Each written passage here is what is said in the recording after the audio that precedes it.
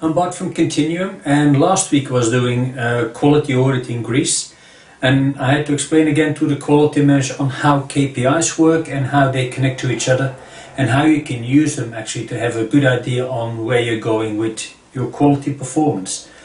It's not the first time I have to do this, so I decided to share this with all of you. In quality we talk about three main KPIs. It's actually everything to do with complaints, non-conformances and improvement actions or corrective actions.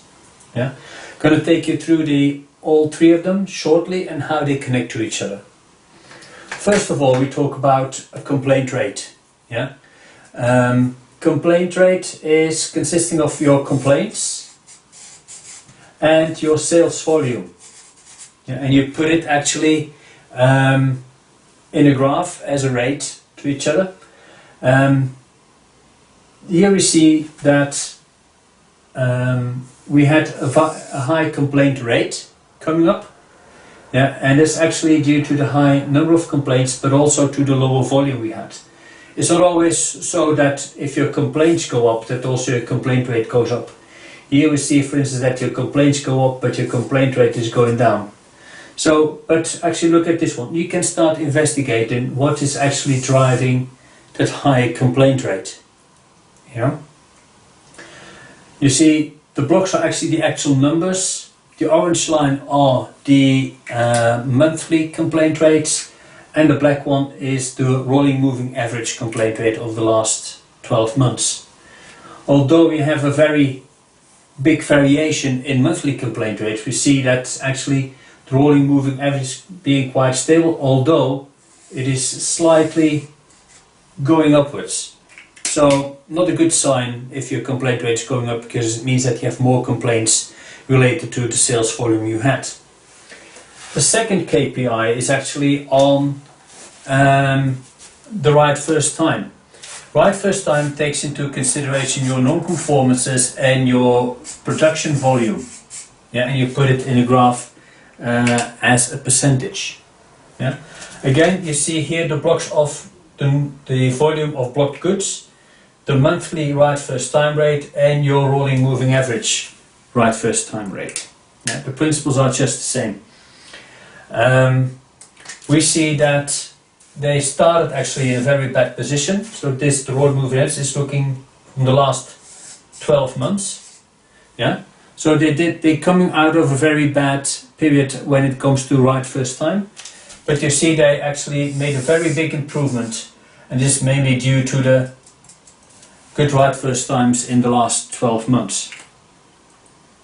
Yeah. And the last KPI I want to show you is actually the overdue kappa rate. And I experienced that this is not really a well-known KPI you can use.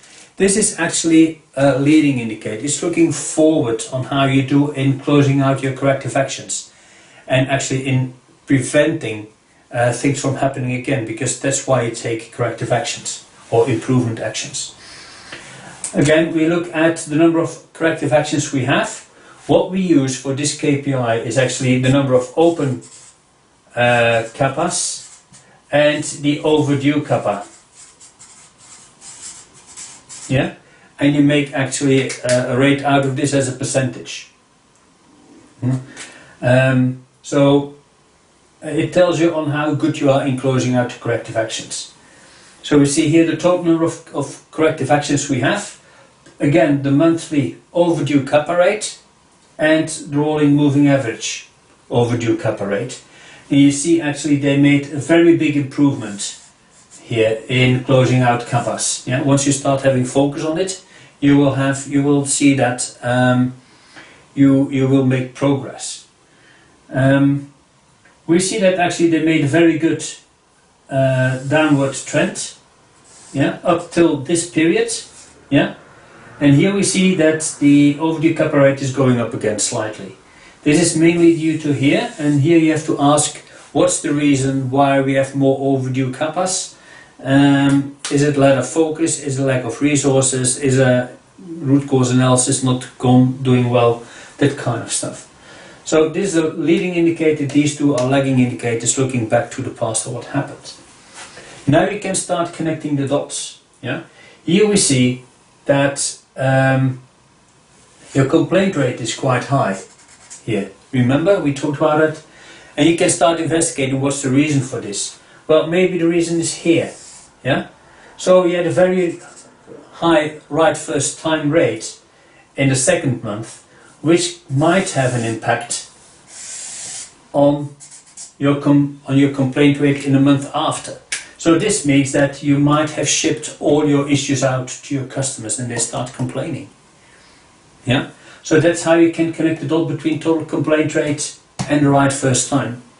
Now, if we take this into account, yeah, then it's actually also just waiting.